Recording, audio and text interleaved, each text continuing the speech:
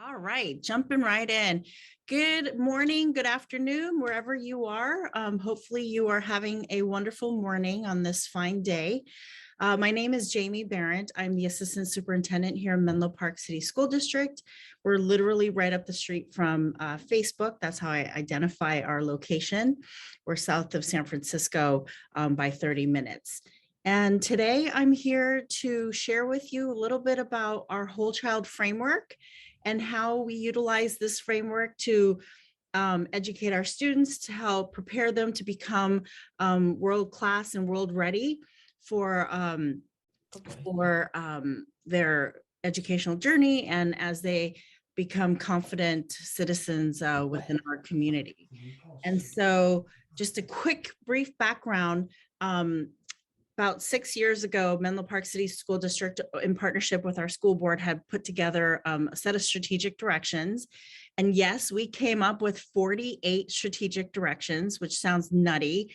And anyone who might have taken a look at the document probably was feeling a little bit overwhelmed, but our superintendent, he is, go big or go home kind of personality. And so it was important for us to ensure that we covered every aspect of student learning, what's best for teachers in terms of support and professional development, and ultimately the goals that we want to set for our kids.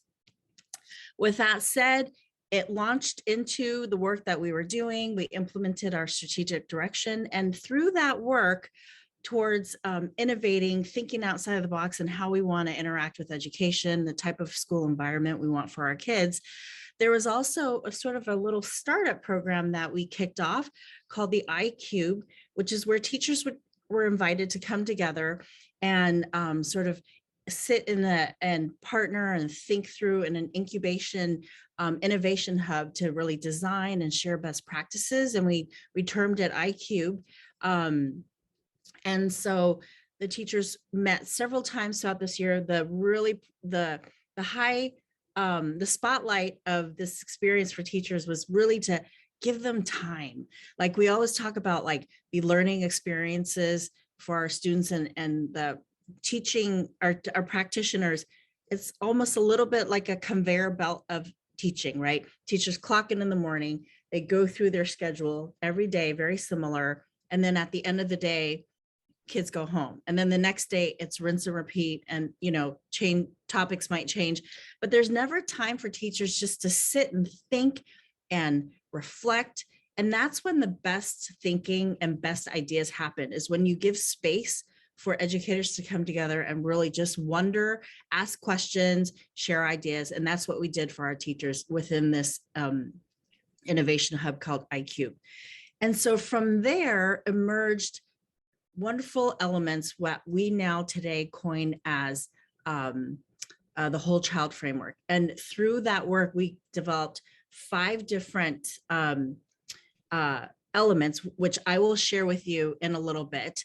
But we took the 5 elements, and again, we pulled our leadership team, and we had an opportunity to partner with CZI, Chan Zuckerberg Initiative, and an organization called Transcend, to really dig deep at the particular elements that emerged from the work that the teachers have done, which then ultimately brought us to our place today, where we launched a whole child framework, which we've been socializing, implementing at every level. And it really is our North Star in terms of our expectations for staff and what we want to achieve for our students.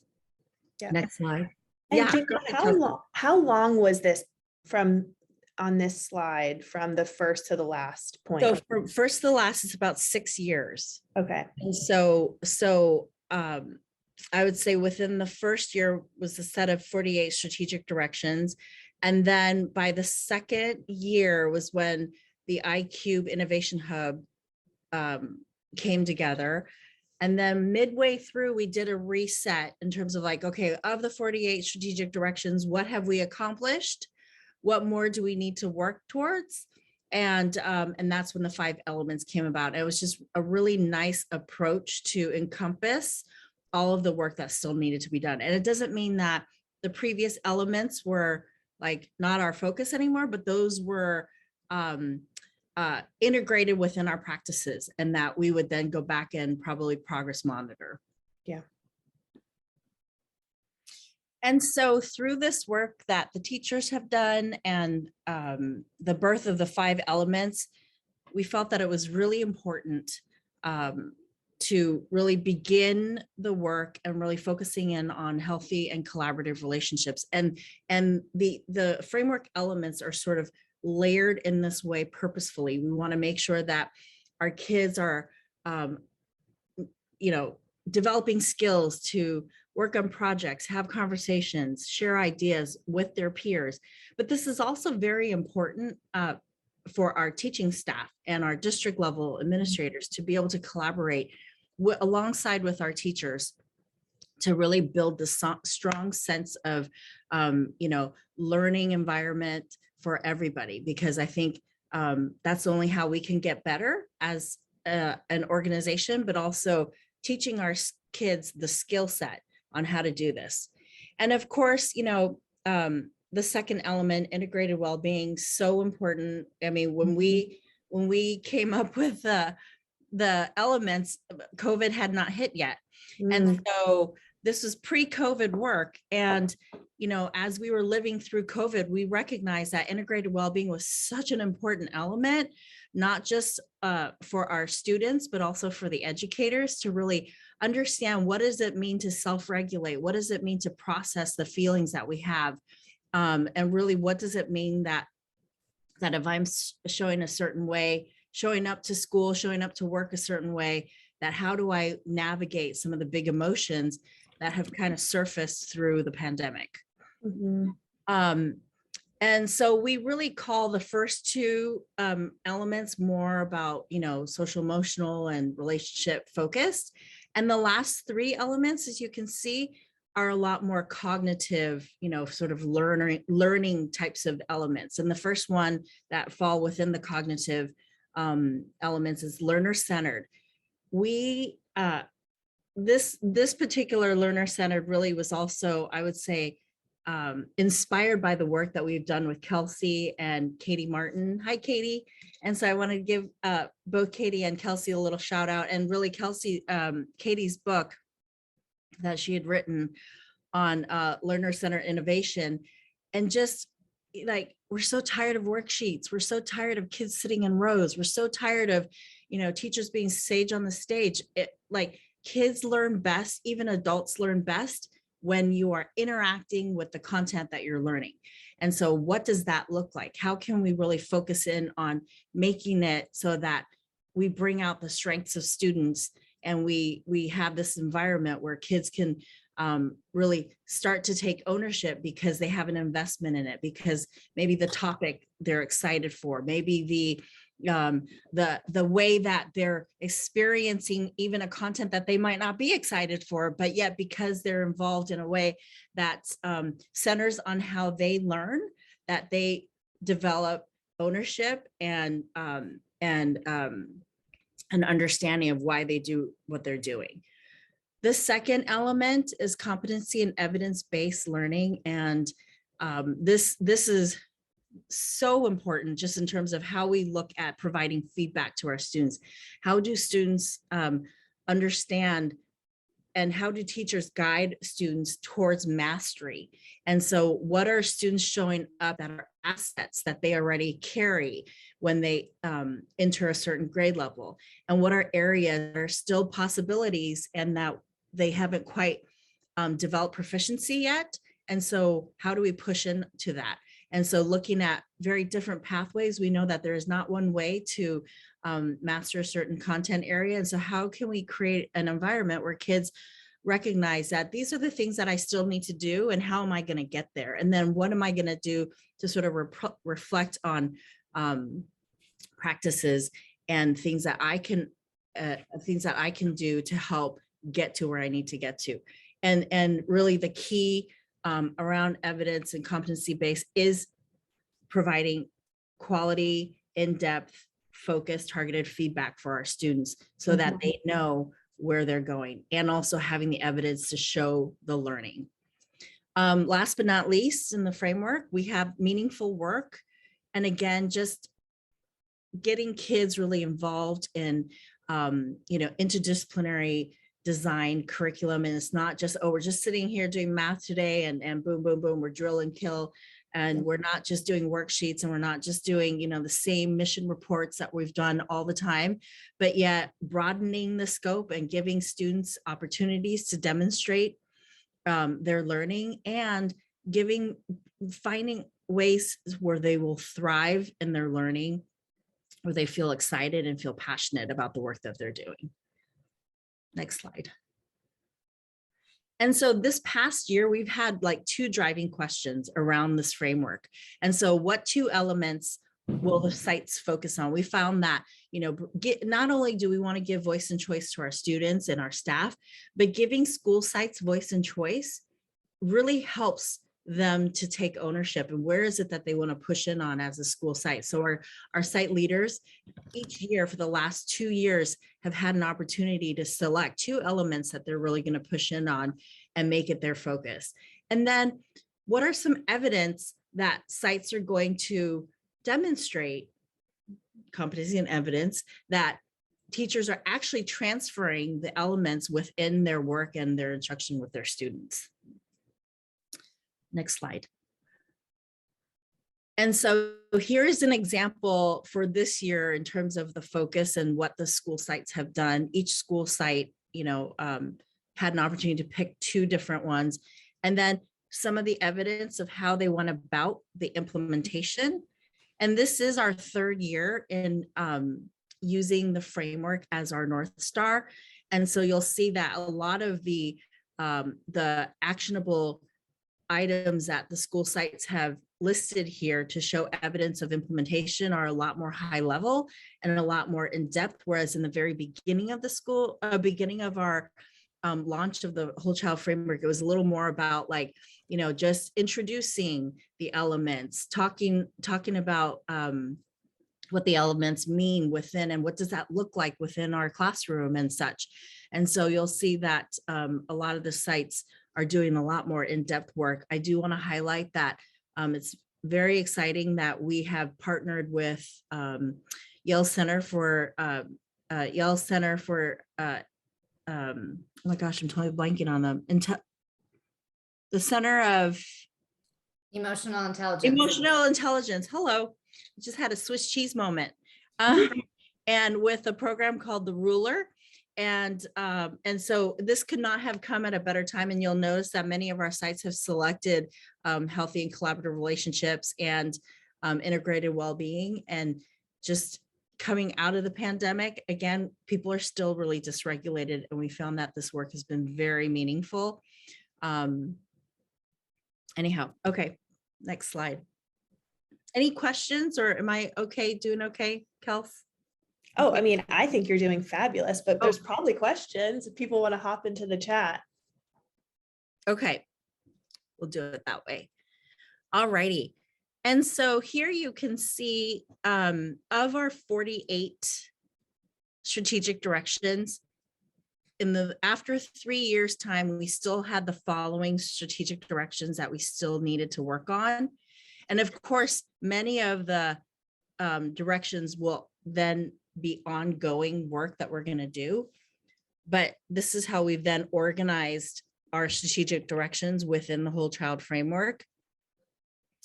And this really helps us for planning purposes, for designing professional development, for really pushing in on setting actionable goals.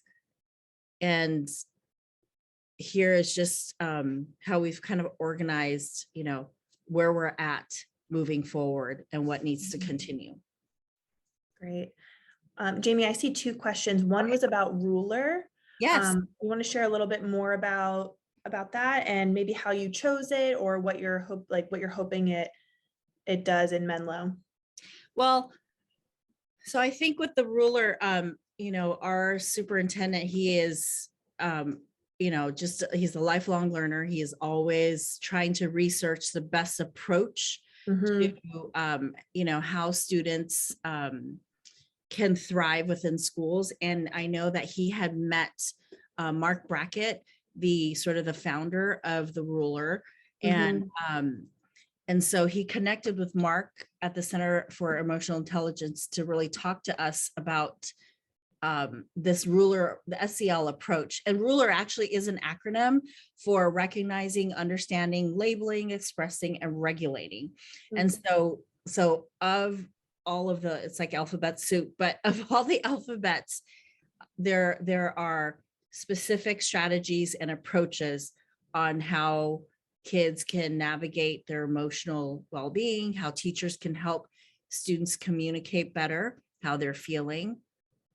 And, if schools are interested, there is a training that begins with the leadership and then slowly sort of, gets launched with the school sites. And definitely, I would say that if anyone is interested in, and I'm going to pop the link to the ruler, that it's definitely worthwhile for sites to kind of explore.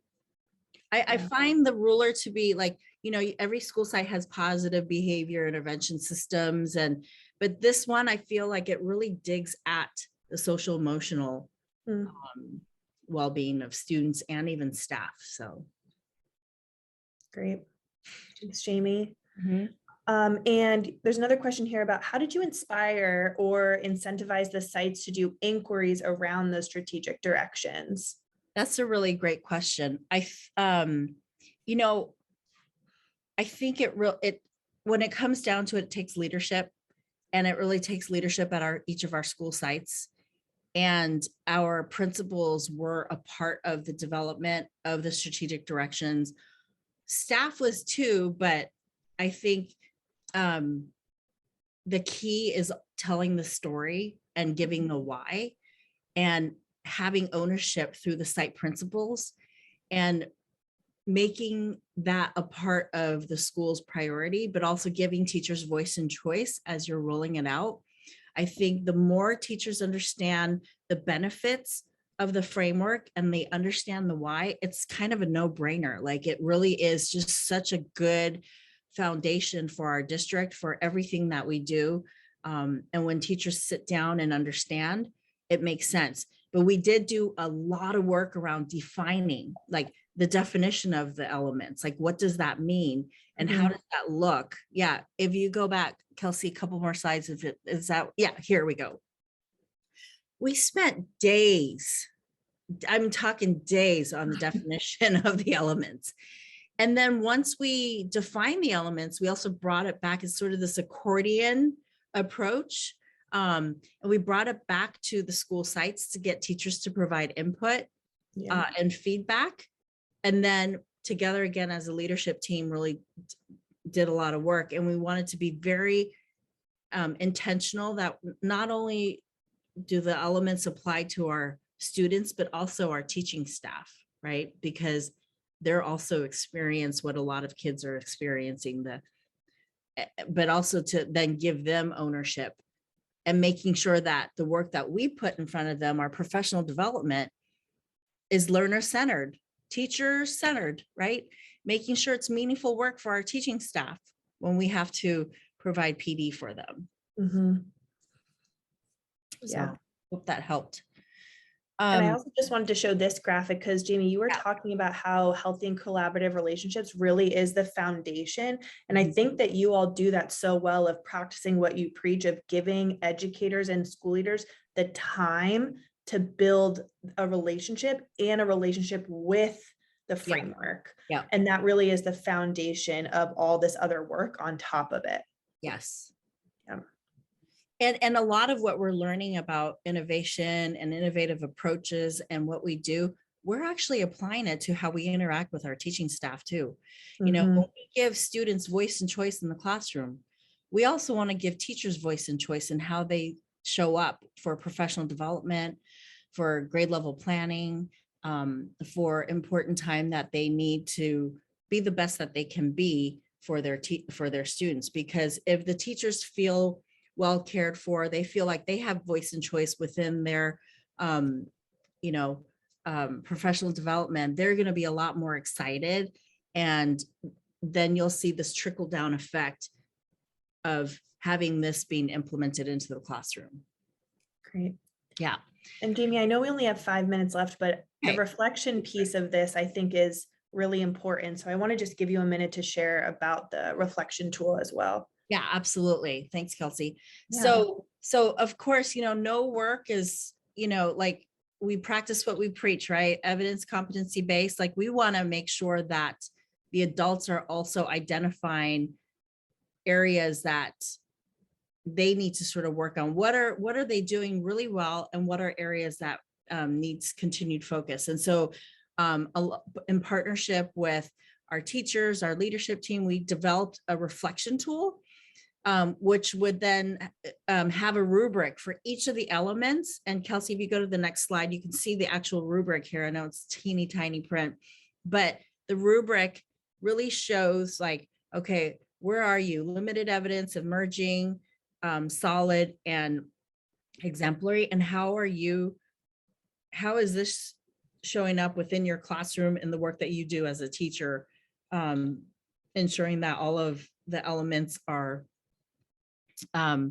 integrated into your everyday. And again, we're on a journey. This is a growth model, just the way we want to demonstrate our student learning through a growth model. And so teachers understand that, sometimes you could be, in different places depending on when or what's happening in the school year, but that this gives you that rubric to really have deep conversations with your colleagues to say, hey, are we showing solid evidence?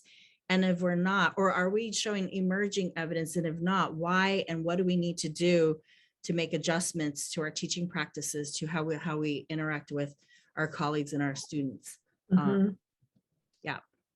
Okay, I think I have 3 more minutes. Yeah. So, and again, we want to make sure that we, launch the storytelling of the efforts that we're doing, because if we do this work in silo at the district office, and we don't share this out broadly with our teaching staff, with our parent community, with our school board, even with our public, that, people aren't going to really understand why we do what we do. And so it's important that we share the story, share the narrative, and so that the entire community can fully understand what it is and what we're doing. Great. Well, great. Thank you so much, Jamie. Thank you for sharing your story and your journey. I know that it's so helpful to so many. With 2 minutes to go, does anyone have anything they want to share? Either pop into the chat or come off mute.